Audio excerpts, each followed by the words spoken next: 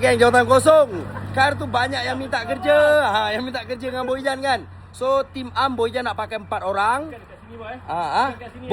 Bukan dekat gudang. Dekat sini dah cukup. Dekat sini cukup geng.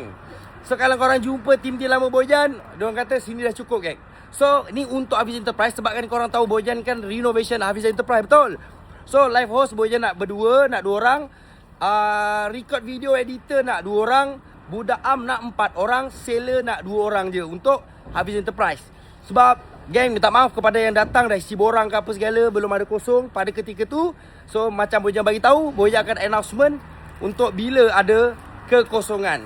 So untuk seller sebenarnya lebih pun tak ada masalah. Online dan juga walk-in sebab macam korang tahu. Kalau dekat gudang pun dah cukup geng, sellernya cukup. Tapi kalau korang minat sale dekat gudang ni, mungkin bolehlah dimasukkan lagi 2 orang. Cuma Boyjan minta maaf lah kadang-kadang kalau acik-acik datang tak sempat dilayan oleh tim Boyjan. Sebab kadang-kadang customer datang macam ni serentak geng. Okay, ni 2 Mei. Korang datang je terus dekat gudang Boyjan, interview jam 2 petang. Okay, nanti Boyjan bagi satu tarikh lah. Senang hari. Dah hari ni hari apa? 2, 3, 4. 4 hari bulan lah, hari Isnin lah 4 hari bulan. Kau tengok video ni, yang mana lori ke apa segala, nak driver lori ke Clarendon apa segala tu, datang interview 4 Mei. 4 Mei ni 2 petang dekat gudang Bos Ijan.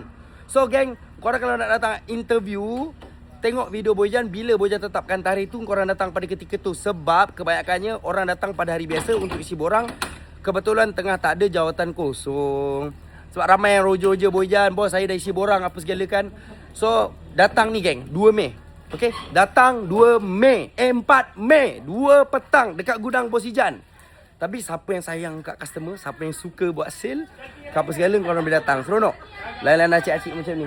Ni barang 2,000 lebih.